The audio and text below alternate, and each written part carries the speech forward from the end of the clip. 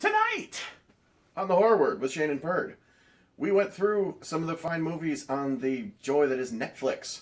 Some people had said that we don't watch movies that people can see, so now you can watch them. We went through and we watched Bad Milo. It's a horror comedy with some of the people from the state. Mm-hmm. The state, is it? Couple people. So a couple people from the state. And we also went through and watched Wyrmwood Road of the Dead. Both Netflix, both amazing. So this is the Horror Word with Shane and Perd.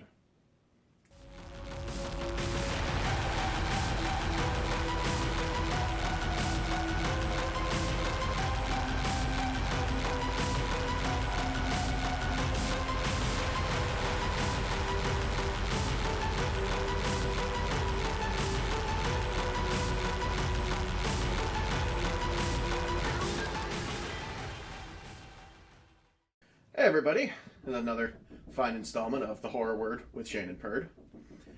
This fine evening, we checked out a couple things on Netflix. Some people had said that we watch movies that they can't see. Yeah. Things like Bone Tomahawk and Turbo things like Kid. that. Turbo Kid. Movies that aren't on demand yet. You know, they're ones that we were able to get access to by the people that we know because we got to hook up. And, yeah. Illegal downloading. Well, technically, That not, legal, not legal, downloading. No, some of them. So Not downloading. We're We not don't keep downloading. them. We We just don't stream keep. We them. just stream them. We stream them. them. But some of them we get permission to watch. So we checked out a couple that were on Netflix tonight. We went scrolling through the horror section on Netflix, and we found a couple movies that looked good. First one we checked out was called Wyrmwood or Worm Road. Wyrmwood. Wyrmwood. Wyrmwood. Was Wyrmwood Road of the Dead. W-Y-R-M. Mm-hmm. W-O-D. They explain later on in the movie about a comet that fell to Earth in biblical times that causes plague against humanity. So they kind of relate that to what's going on. But zombie flick. Who doesn't like a zombie flick? But this is a New Zealand filmed zombie flick, so everybody's got a great accent. There's some Aboriginal characters and things like that. It was pretty good. Benny was my favorite character. Benny. You know what? It was pretty good. And let's talk about the best thing about it was the special effects. This movie had awesome special effects. It really did. For being a lower level independent horror movie, there was brains going everywhere. There was good hits with screwdrivers. So many different head shots. explosions. So many headshots. If this was like one of those movies you were playing as a drinking game and you did a shot every time somebody's head exploded, you'd be hammered 5 minutes. Fucked up. You'd be falling down. Yeah.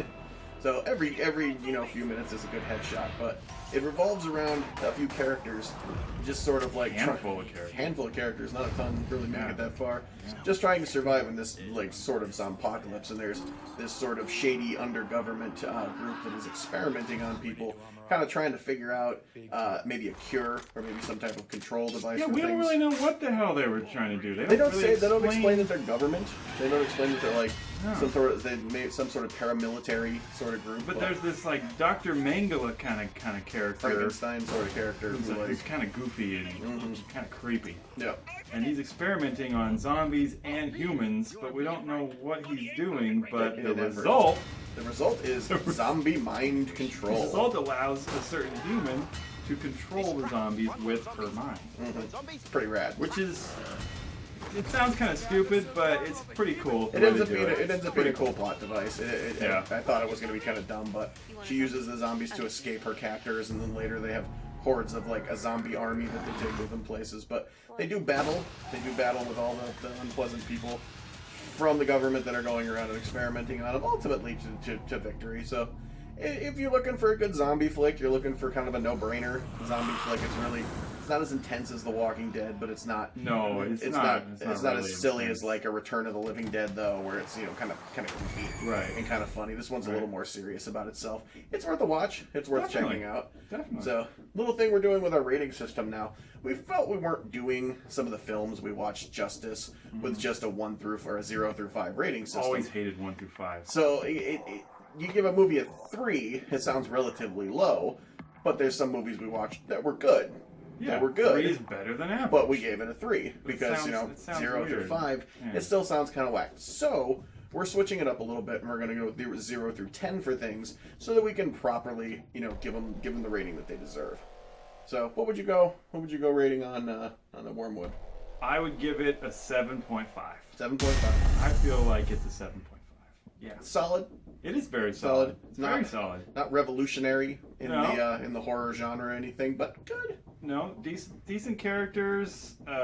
Minor or subtle plot. We'll call it a subtle plot. It really didn't kind of break into itself for a while. It just kind of you got a lot of characters, and then it didn't really have much of a story until about the midpoint when they revealed that, oh wait, we have zombie mind control now. So I would even then it wasn't much of a story, but not really. It's just surviving the zombie-apocalypse. Enjoyable flick. So yeah, 7.5. Yeah, I'm gonna go 6.5. Not blown away by it, but a solid zombie flick. It's not the best zombie movie I've seen in a really long time, but it's been better. It was better than the last couple seasons of Walking Dead. I'm just throwing that out there. Yeah, I stopped watching after the fucking Look at the Flowers. Yeah. I was like, oh god. This is start shooting little kids and stuff on the show. That goddamn Walking Dead is so dismal and so bleak with no any sort of happiness in the whole thing. It's like god, and like Vanessa just binge watched it.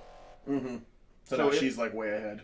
Dude, no, I mean it was on my TV for like 3 straight days of like 8 hours a day of just like but Walking Dead. God, can we watch something anything that's funny? Not Walking Dead? Just anything. Somebody get hit with a pie or something like something, that. Yeah. So no, it's not like that at all. No, it's a little more lighthearted. A lot more lighthearted. So yeah, overall we liked the movie. So if you have Netflix, you go on there. It's got a decent rating on Netflix, depending upon what you're into on there. So go check out Wyrmwood Road of the Dead.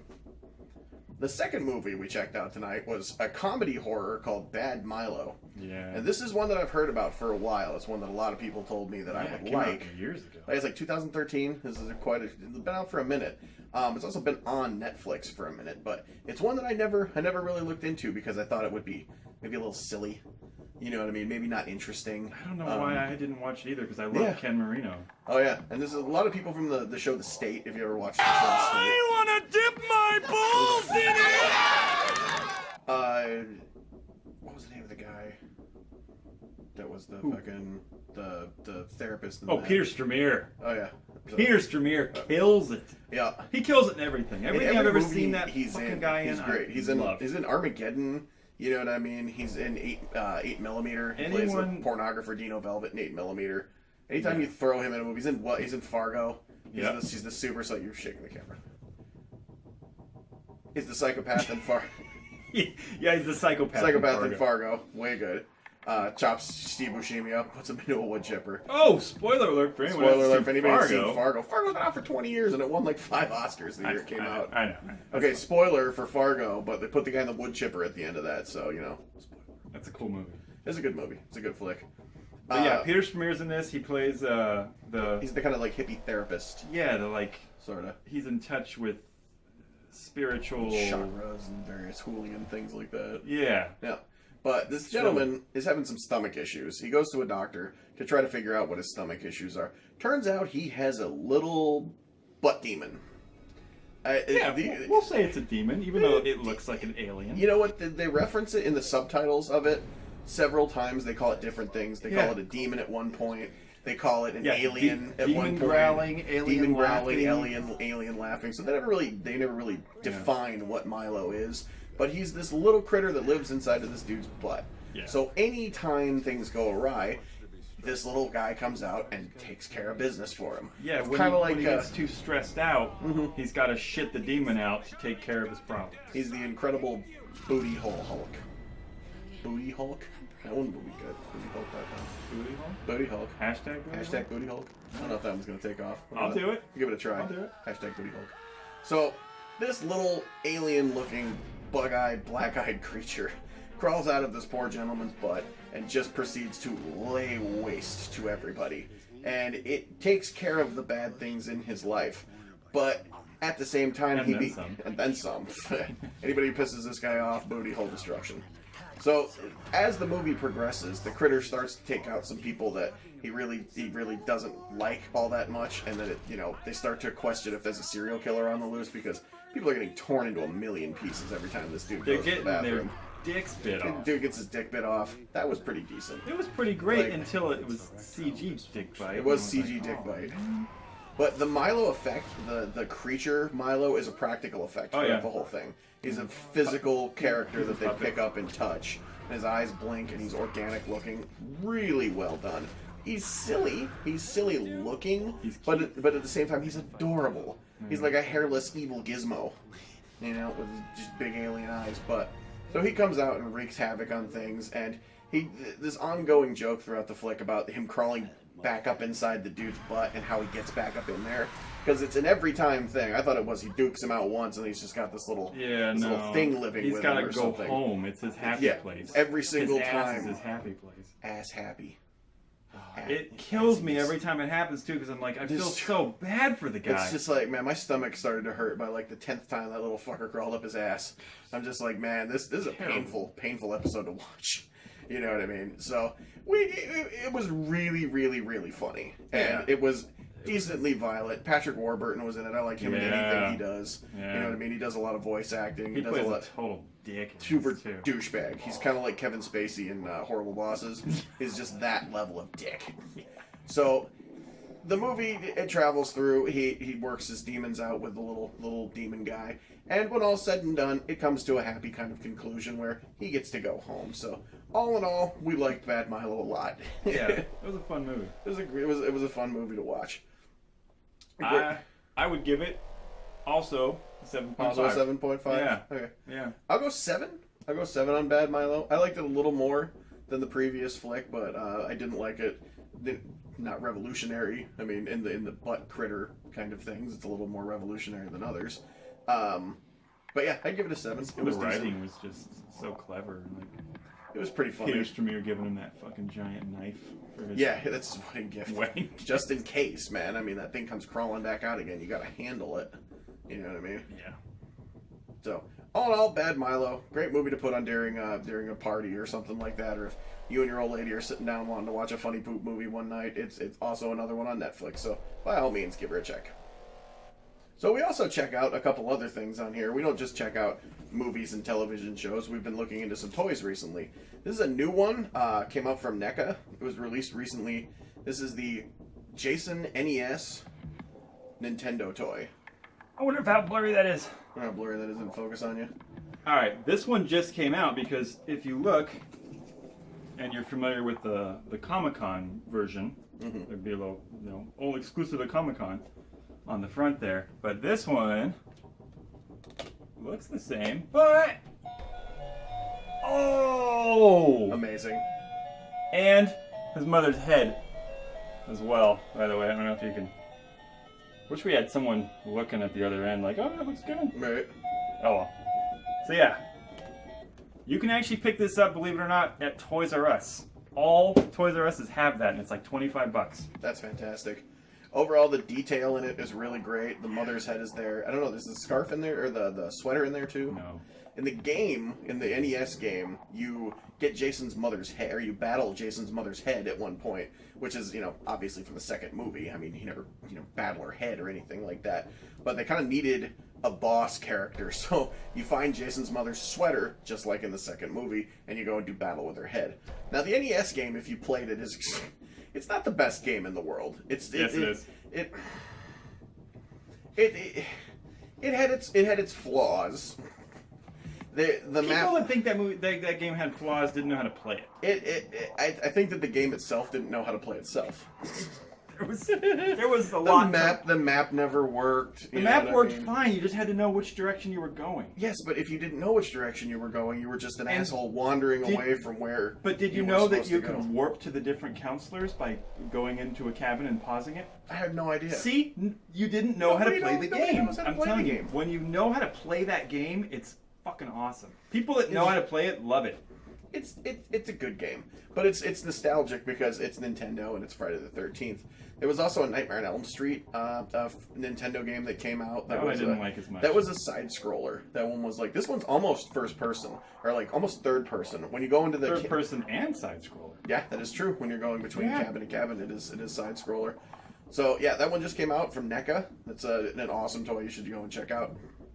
Definitely. Right. Okay. He brought up something to me tonight that I was looking forward to, and then you just went and just crushed. I didn't. Smashed. I'm not the one who made the plans. I'm not the one who made the plans for this particular television show. Everyone, maybe you don't know, but they're rebooting the awesome Tales from the Crypt. TNT has picked up Tales from the Crypt, so we were like, "Oh shit!" I was stoked. That's so awesome. I have seen every episode of the original Tales from the Crypt. I've seen all 7 seasons. I own all 7 seasons. I still watch them. I can tell you what happens. Great, dude. The in a Sam lot of Kinison episode. Oh, dude, that's still one of my in season 2. favorites. Season 2. It also has Katie Seagal. Yeah. Yeah. See, I know a lot. I know a lot about fucking Tales from the Crypt.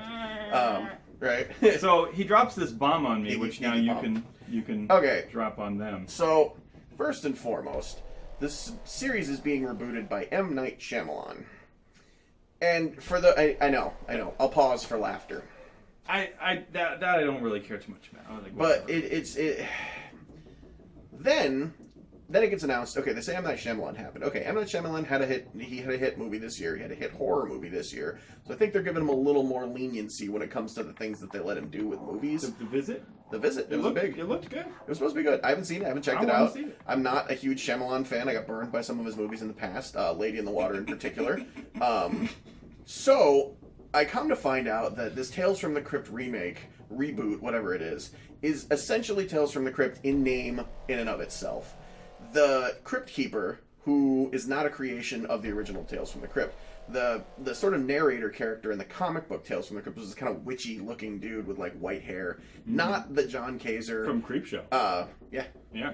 Not the John Kazer voiced Crypt Keeper that you knew and love, who was the charismatic opener of every single one. So take him out of it. You've already lost my interest, first and foremost. Then it won't follow the comic books like the original Tales from the Crypt series.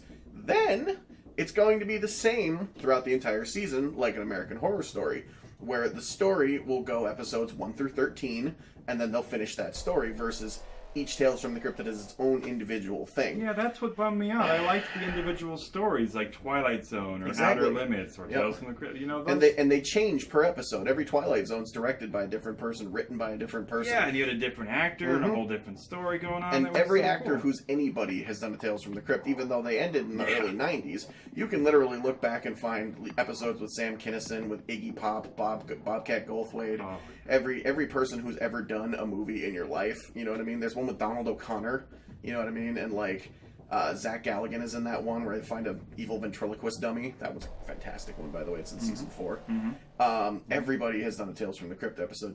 So to hear that they're rebooting it, got stoked. To hear what it's going to be, not stoked. So when it comes out, we'll check it out and we'll let you know what we feel about it. But as it is right now, I'm off the fence. I'm walking away from the fence, and I'm over it. Also, how much can you really get away with on fucking TNT? Exactly. So, but we of course will check it out. We'll watch it. We watch everything horror. It's what we do. Of course. So we'll keep an eye out. We'll give you updates in the future. Another thing to note: Rob Zombie's flick 31 just got its R rating. He put it through MPAA 3 times. The first 2 times he put it through, NC-17 both times. So the movie's called 31. It's another Rob Zombie flick that's coming out. I got a little burned by the last couple Rob Zombie flicks. That was just something horror news related. I figured everybody would want to know about. So keep an eye out. 31. I'm looking forward to it because of the cast. It looks really good. You know what? He's got Malcolm McDowell in it. You know what I mean? He's got E.G. Really Daly. Cool yeah. You know, he's got a lot of the people from his previous movies that are great. So I like Rob Zombie's flicks. I haven't liked some in the past. Some of the newer ones, like Lords of Salem, I couldn't get down with that one at all. I mean, that'd be a whole other episode. Devil's Rejects is in another level. Devil's Rejects is amazing. Devil's Rejects, House of a Thousand Corpses and Devil's Rejects are amazing. Yeah. So, if you like Rob Zombie movies, keep an eye out for 31. If you're interested in checking out Bad Milo or Wyrmwood, they are on Netflix. Yeah. If you want to check out the Friday the 13th toy, go to Toys R Us, is it? Yeah, well, you can get it like any. Just Google it. Google it. You can probably find it on Amazon Friday for pretty cheap. NECA. Yeah, I mean, it's like $25-30. But I'm saying if you actually want to go see it, they actually have it at Toys R Us. Yep, it's awesome. So that's gonna tie us all up tonight, and this has been another exciting issue of the Horror Word.